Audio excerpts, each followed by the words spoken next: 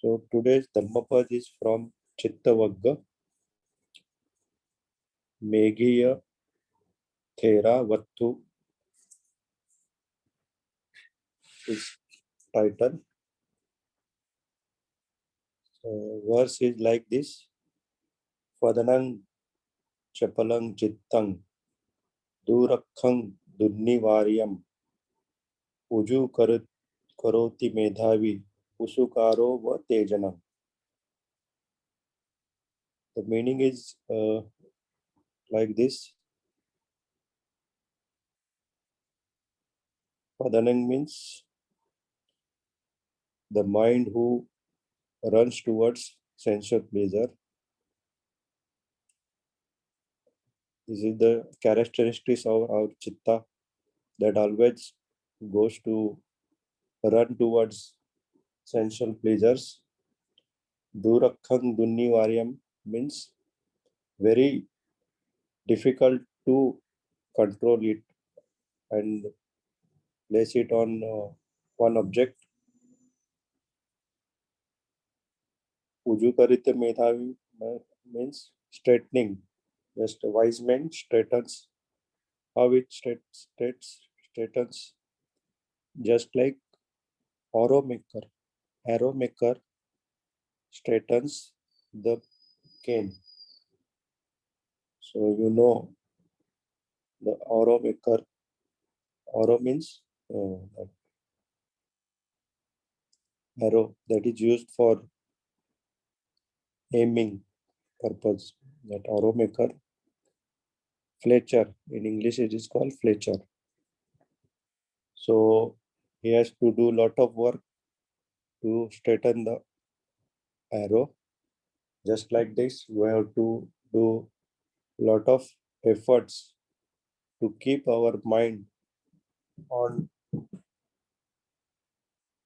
single object. The mind is very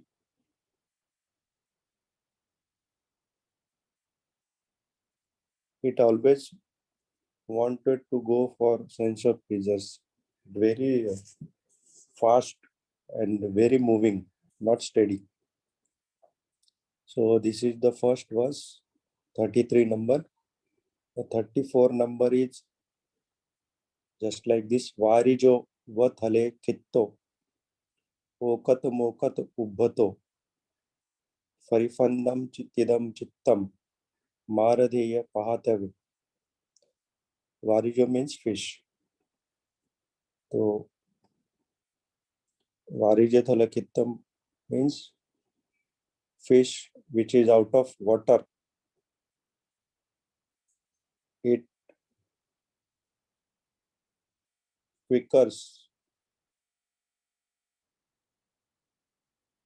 just like our mind quickers when we take away it from sensual pleasures to remove it from Maharaj's control. So just like that, our mind quickers just like the fish, it quickers when fish is out of water. So our mind is don't want to get out of sensual pleasure. Mind always wants to be indulge in sensual pleasures. So these qualities and how to control mind is told by Lord Buddha. Small story regarding this. When Lord Buddha was residing at Chaliya mountain, that time this story happened. Lord Buddha always goes to alms round, just like others bhikkhus accompanying him. And as usual, Lord Buddha with his disciples went to alms round. That time, one Meghiya Thera, was looking after him as his assistant or attendant. So he looks for whatever needs of Lord Buddha. So when all of they went for alms round, at that time, while returning from alms round, this Meghiyathera spotted one mango grove, a large mango grove. It was very beautiful and very large one, very quiet place. He liked that place so much that he decided that he will come back and sit here for meditation. Then all of them reached to their residing place, finished their lunch. Afterwards, this Meghiyathera went to Lord Buddha and asked his permission that I will go to that mango grove and meditate. Lord Buddha look around and he found nobody's around. So he told Meghiyathera that wait for some time, let somebody come, then you can go. So after some time, again Meghiyathera went to Lord Buddha. Again he asked for the permission. Again Lord Buddha told, see, nobody is around. Why are you are in hurry? Wait for some time. Somebody come, then you go. So just like that, he was very upset. He want to go very fast and do meditation because he liked that place.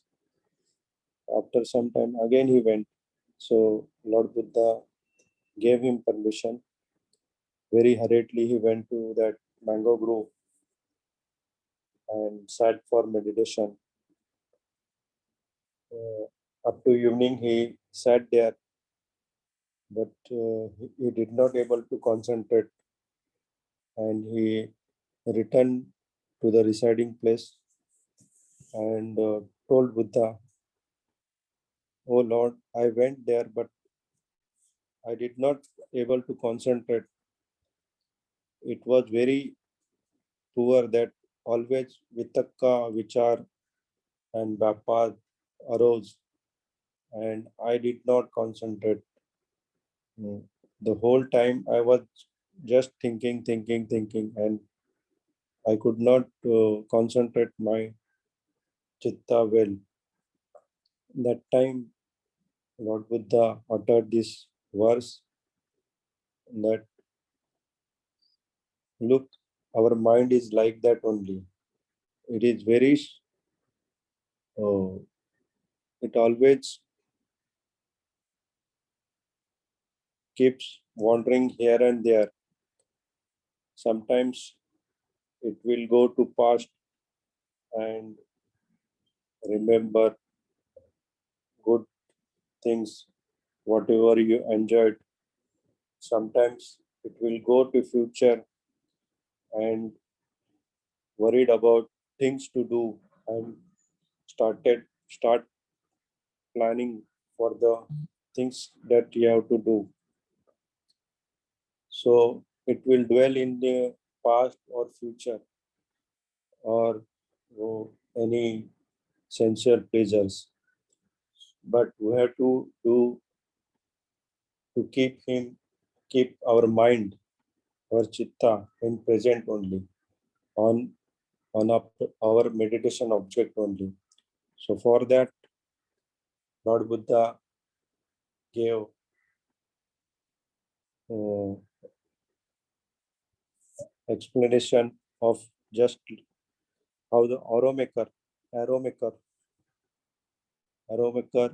straightens the cane required for arrow. So he has to do lots of work. First, he looks for the straightness of cane.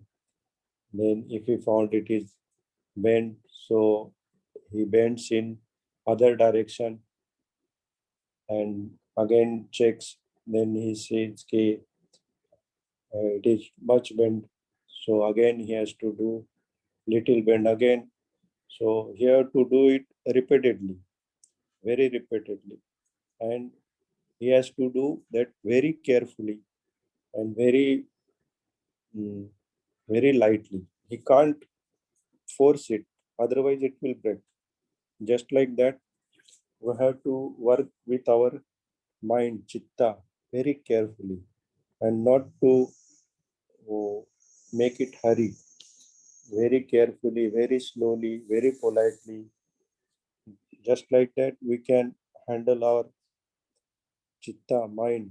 So we can make it concentrate on single object. And this is the quality of our mind, chitta. So we have to handle it very carefully. And our mind is like fish that is out of water. So to get oxygen of out of water, just fish is fish doesn't get oxygen, so it quakers very fast for her life. Just like that, if we don't give sensual pleasures to our mind, it also quakers very fast. And why we are not allowing sensual pleasures? Because we want to keep away from Mara. So from these two verses, Buddha point out the qualities of our chitta that is very fast and suggest us to work very slowly and politely with our mind. So this is the today's verse in English.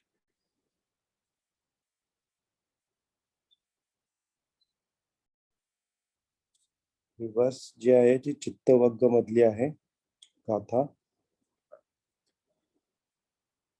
गाथा अशी आहे. फदनं चपलं चित्तं दुरखं दुन्निवार्यं उजू करतो मेधावी उसुकारू व तेजनं. फदनं चपलं म्हणजे आपलं चित्त एकदम चपल असतं सांसारिक सुखामध्ये जाण्यासाठी, कामक छंद साठी. दुरखम दुन्निवार्य म्हणजे खूपच अवघड असतं त्याला एका ठिकाणी कॉन्सन्ट्रेट एकाग्र करण्यासाठी. उजी करते मेधावी उसुकारू व तेजन म्हणजे बाण बनवणारा, जसा तो छोटा काठी असते बाणाला बांबूची, ती कशी सरळ करतो एकदम शांतपणे, हळुवारपणे आणि लक्ष देऊन. फार घाईघाईत नाही करत, त्याला फार त्याच्यासाठी मेहनत करावी लागते. ते पहिल्यांदा त्याला सरळ बघतो, एखाद्या सरळ वस्तूवर ठेवून बघतो किंवा डोळा बंद करून तो बघतो, तेव्हा एका ठिकाणी जास्त वाकडा असेल तर विरुद्ध दिशेला तिला वाकवतो. फार जास्त वाकवत नाही, नाहीतर तुटून जाईल. थोडंसं हळूवार वाकवतो. पण जर बाक तसेच असेल तर पुन्हा वाकवतो. अशा प्रकारे बऱ्याच वेळा त्याला मेहनत करून, बऱ्याच वेळा त्याच्यावरती काम करून त्याला ते बाणाची काठी सरळ करावी लागते. अशाच प्रकारे आपल्या या चंचल मनावरती आपल्याला शांतपणे, संयमाने काम करून त्याला सरळ करायचं आहे. त्यासाठी फार कष्ट घ्यावे लागतात आपल्याला, पण हळुवारपणे. तुम्ही त्याच्यावरती रागावून त्याचा द्वेष करून नाही करू शकत.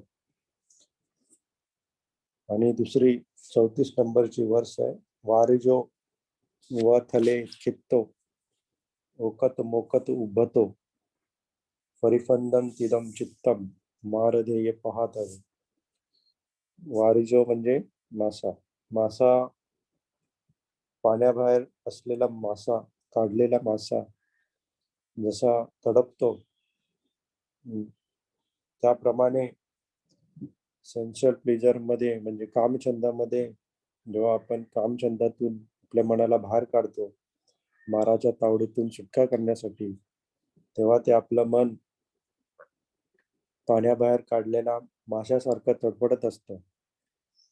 तर भगवान बुद्ध ह्या गाथेद्वारे आपल्याला आपल्या मनाच्या गुण सांगतायत आणि त्याला कशा प्रकारे आपण सरळ करू शकतो हे आपल्याला सुचवू पाहत आहेत. तर याची एक छोटीशी स्टोरी आहे, कथा आहे ती. या कथेचं नाव आहे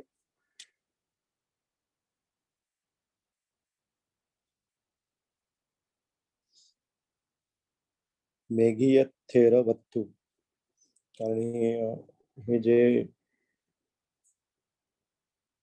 उपदेश केलेला आहे तो मेघीय थेर म्हणून जे होते त्यांच्यासोबत, त्यांना उपदेश केलेला आहे.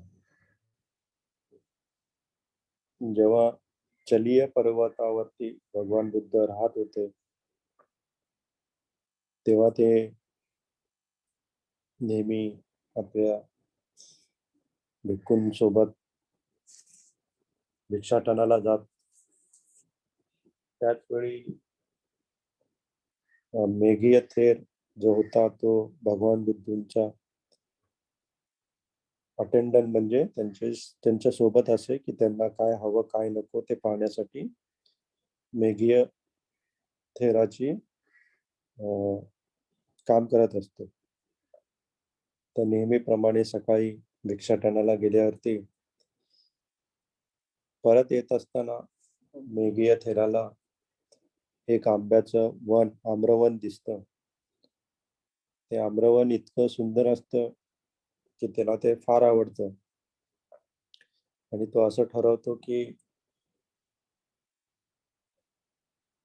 भिक्षाटन झाल्यावरती, जेवून झाल्यावरती मी इकडे येईन आणि मी इथे बसून ध्यान करेन. मग ते सर्व आपल्या चलीय पर्वतावर जातात, तिथे भिक्षा ग्रहण करतात. भिक्षा ग्रहण केल्यावरती थोड्या वेळाने मेघीय थेर भगवान बुद्धांकडे जातात. त्यांना म्हणतात, भगवान मी एक येता येता आम्रवन पाहिलंय, मला त्याच्यामध्ये जाऊन साधना करायची आहे, मी जाऊ का? तर भगवान बुद्ध आजूबाजूला पाहतात, तर त्यांना कोणी दिसत नाही. तर भगवान बुद्ध म्हणतात की आता सध्या माझ्या आजूबाजूला कुणी नाहीये, तर कुणाला तरी येऊ दे, कुणी आलं की तू जा. थोडा वेळ जातो, पुन्हा हा उतावळा झालेला असतो, त्याला कधी एकदा त्या सुंदर शीतल आम्रवनात जाऊन ध्यान करतो असं झालेलं असतं. पुन्हा भगवान बुद्धांकडे जातो. ना भगवान बुद्ध तेच म्हणतात की अजून कोणी आलेलं नाहीये, कुणाला येऊ दे, मग तू जा. पण भगवान बुद्धांच्या लक्षात आलेलं असतं याचा उतावळेपणा. मग तरी देखील कोणी आलेले नसतं. मग थोडा वेळ आणखी गेल्यावरती पुन्हा मेघीय थेरो त्यांच्याकडे जातात, तेव्हा भगवान बुद्ध त्यांना अनुमती देतात की जा म्हणून. फार हर्षोल्लासाने मेघीय थेर जातात त्या आम्रमधामध्ये आणि एका झाडाखाली मांडी घालून बसतात. पण बराच वेळ होतो, पण त्यांचं चित्त काय एकाग्र होत नाही. सकाळची संध्याकाळ होते, ते त्यांचं चित्त काय एकाग्र. मग ते दुःखी कष्टी अंतःकरणाने भगवान बुद्धांकडे परत येतात आणि झालेला प्रकार भगवान बुद्धांना सांगतात. तेव्हा भगवान बुद्ध ही गाथा बोलतात आणि त्याला या गाथेतून समजवतात की आपल्या चित्ताला तुम्ही कशा प्रकारे शांतपणे, संयमाने आणि स्थिरपणे स्थिर करायचं आहे, की ज्यामुळे तुम्ही एकाग्रता मिळवू शकाल. जर तुम्ही फार उतावळीपणा केलात तर तुम्हाला एकाग्रता मिळत नाही. नेहमी आपलं मन, इथे भगवान बुद्धांनी पदनं चपलम अशी त्यांनी चित्ताला उपमा दिली आहे. चपळ, आपलं मन फार चपळ असतं आणि पदनं म्हणजे नेहमी कामसुखामध्ये जायला ज्याला आवडतं असं मन. नेहमी आपण भूतकाळात रमत असतो. भूतकाळामध्ये ज्या गोष्टी चांगल्या झालेल्या आहेत त्या आठवत असतो आणि त्याच्यामध्ये रममाण होत असतो.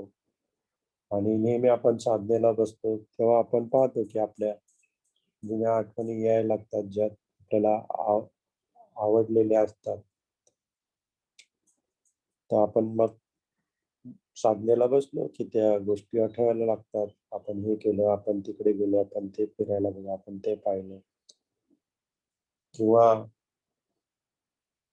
आपले नंतरचे काय कामं असतील, ती कामं कशी करायची याबद्दल आपण योजना करायला सुरू करतो.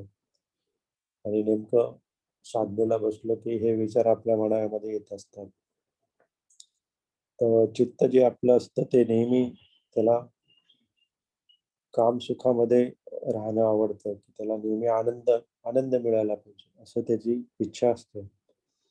म्हणून ते नेहमी चपळतेने कधी भूतकाळात जाणार, कधी भविष्य काळात जाणार, हे त्याचं माकड ज्याप्रमाणे उड्या मारत असतं या का फांदीवरून दुसऱ्या फांदीवरती, त्याप्रमाणे आपलं चपळ मन एका विचारावरून दुसऱ्या विचारावर जातच असतं. आणि अशा या चपळ मनाला आणि कामसुखामध्ये ज्याला रममान होणे आवडतं अशा मनाला जर तुम्हाला एकाग्र करायचं असेल तर बाण बनवणारा जसा वेत वापरतात बाण बनवायसाठी. वेताची जी छडी आहे, बारीक पातळ छडी असते, तिला सरळ करण्यासाठी तो जो ज्याप्रमाणे शांतपणे, संयमाने, हळुवारपणे काम करतो, त्याप्रमाणेच आपल्याला या चपल चित्ताला शांत करण्यासाठी शांतपणे, हळुवारपणे आणि संयमाने काम करायचं असतं. हा जो बाण बनवणारा असतो तो वेताची छडी, तिला बाक आलेला असतो, तेव्हा तो सरळ एखाद्या वस्तूवरती ठेवून बघतो किंवा आपल्या डोळ्यांनी बघतो किती बाक आहे. जर बाक असेल तर त्याच्या विरुद्ध दिशेला थोडीशी हळुवारपणे तिला आणखीन बाक वाकवतो. जर त्याच्यामध्ये ती सरळ झाली तर ठीक, नाहीतर आणखीन थोडस जोर देतो. जास्त प्रेशर देत नाही तो. जास्त प्रेशर दिलं तर काय होईल, ती वेताची छडी तुटून जाईल. म्हणून तो फार हळुवारपणे तिला वाकवून वाकवून सरळ करत असतो. अशा प्रकारे आपल्या चित्तालाही शांतपणे आणि संयमाने आपल्याला सरळ करायचं असतं. ज्या प्रकारे ते एका ऑब्जेक्टवरती, जो आपण त्यांना ऑब्जेक्ट दिलेला आहे, एखादी आपलं कम्मठाण असतं त्याच्यावरती ते शांतपणे राहील. आणि जी दुसरी जी आहे वर्स, त्याच्यामध्ये भगवान बुद्ध सांगतात की आपलं जे मन आहे ह्याला कामसुखामध्ये रममाण होणं फार आवडतं. म्हणून जेव्हा आपण माराच्या छायेतून त्याला बाहेर काढण्यासाठी एकाग्र करत असतो, तेव्हा ते पाण्याबाहेर काढलेल्या माशाप्रमाणे तडफडत असते. तेव्हा पण आपल्याला शांतपणे आणि संयमाने त्याच्यावरती काम करायचं. अशा प्रकारे आता आपल्यापैकी बरेच जण बऱ्याच दिवसापासून साधना करत आहेत. आपल्याला माहितीच आहे की आपण बऱ्याचदा जी आपली नेहमीची साधनेची जागा आहे त्याच्याबद्दल आसक्त असतो, किंवा आपली बसायची जागा आहे त्याच्याबद्दल पण आसक्त असतो.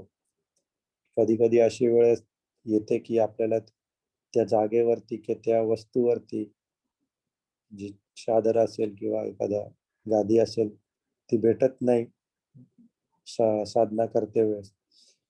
त्यावेळी तुम्ही पाहाल की आपलं चित्त जरा नाराज होतं आणि आपलं चित्त लागत नाही, कारण ती आपली नेहमीची जागा नसते, आपली नेहमीची बसायची साधनं नसतात. अशा वेळी आपलं चित्त एकाग्र होत नाही.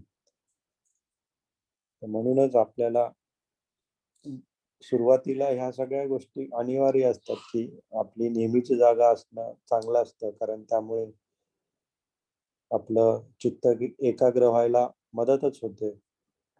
पण जसे जसे तुम्ही साधनेमध्ये पुढे पुढे जात जाल तसे तसे ह्या आसक्ती सोडणं आवश्यक असतं, कारण आपल्या मनाला देखील ह्या गोष्टींची सवय लागते. ती सवय मोडणे पण आवश्यक असते. म्हणूनच जेव्हा मेघीय थेरो असतो त्याला त्या आम्रमनाची आसक्ती होते, आणि जेव्हा तो जाऊन तिथे बसतो तेव्हा त्याचं मन तिथे स्थिर होत नाही. त्याच प्रकारे आपणही आपली जागा किंवा साधना असतील त्याच्या प्रती आसक्त न राहता ज्या परिस्थिती असेल, जी वेळ असेल, जी जागा असेल, तर प्रत्येक क्षणाक्षणाला आपण साधना करण्याचा प्रयत्न केला पाहिजे आणि आपल्या वेळेचा सदुपयोग केला पाहिजे. तर अशा प्रकारे भगवान बुद्ध आपल्याला आपल्या चित्ताची लक्षणं सांगतात आणि त्याला कशा प्रकारे आपण काबू करू शकतो याबद्दल आपल्याला मार्गदर्शन करतात.